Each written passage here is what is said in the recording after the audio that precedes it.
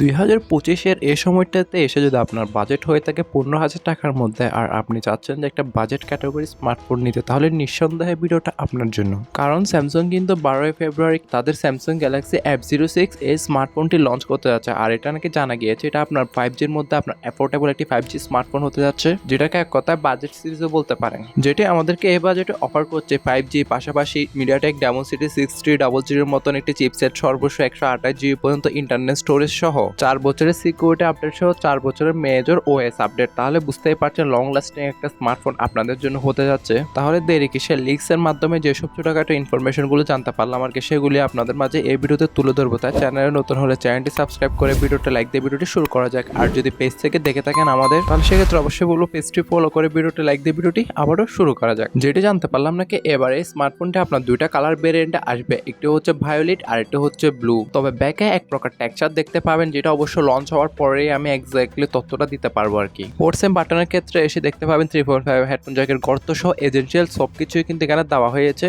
আর এবারে এই ডিজাইনটাও কিন্তু খুবই বক্সি টাইপের করা হয়েছে, ফলে আপনাদের অনেকেরই কিন্তু ভালো লাগতে পারে স্মার্টফোনটি। আর ডিসপ্লে সেকশনে এসে জানতে পারলাম নাকি এখানে ব্যবহার করা হতে পারে আপনার অ্যারাউন্ড 6.8 ইঞ্চি মাপের একটি HD+ রেজুলেশনের LCD প্যানেল, যেখানে থাকছে 800 নিটসের মতন পিক ব্রাইটনেস। তবে যে বাজেট সিরিজের মধ্যে এই ডিসপ্লেটা আসলে অনেকটাই মানানসই বলবো আমি। এই সময়তে এসে ইনফিনিটি ইউ ডিসপ্লেটা একটু খারাপ লাগতে পারে আপনাদের, কারণ এই মডার্ন যুগে এসে নচ ডিসপ্লেটা অবশ্য অনেকের পছন্দ না হতে পারে। তবে স্মার্টফোনটিতে ব্যবহৃত মিডিয়াটেক Dimensity 6300 এই চিপসেটের আন্তর্জাতিক স্কোরও কিন্তু অলমোস্ট 4 লাখ প্লাস, যার ফলে আপনার যেসব ডে টু ডে মাল্টিটাস্কিং গুলো রয়েছে সেগুলো আপনি কিন্তু অনায়াসে হ্যান্ড ওভার করতে পারবেন স্মার্টফোনটি দ্বারা। তবে পারফরমেন্সের ক্ষেত্রে এখনো কিছু বলতে পারছি না, স্মার্টফোনটি যখনই গ্লোবালি ভাবে লঞ্চ হবে তখনই বলতে পারবো আর। তবে হ্যাঁ, এটা আপনার সর্বোচ্চ 6GB পর্যন্ত র্যাম থাকবে, তবে এর মেবি বেস ভেরিয়েন্টটা 4GB থেকে শুরু হতে পারে, সেটা আমি এক্স্যাক্টলি এখন শিওর না। তবে সর্বোচ্চ 128GB পর্যন্ত আপনার ইন্টারনেট স্টোরেজ থাকবে, যেখানে তারা র্যাম টাইপ হিসেবে দিয়েছে LPDDR5 এবং স্টোরেজ টাইপ হিসেবে দিয়েছে কিন্তু UFS 2.2 এর ক্যাটাগরিটা। ফলে ভালো রিড এবং রাইটের স্পিডও পেয়ে যাবেন এই বাজেটের মধ্যে। তবে হ্যাঁ, সম্পূর্ণ স্মার্টফোনটিকে ব্যাকআপ করার জন্য সে আগের মতনই 5000 mAh এর একটি ব্যাটারি থাকছে, পাশাপাশি 25 ওয়াটের একটি ফাস্ট চার্জিং স্পিডকেও কিন্তু দেওয়া হয়েছে। তবে এটা আপনাকে সেপারেটলি বাই করে নিতে হবে।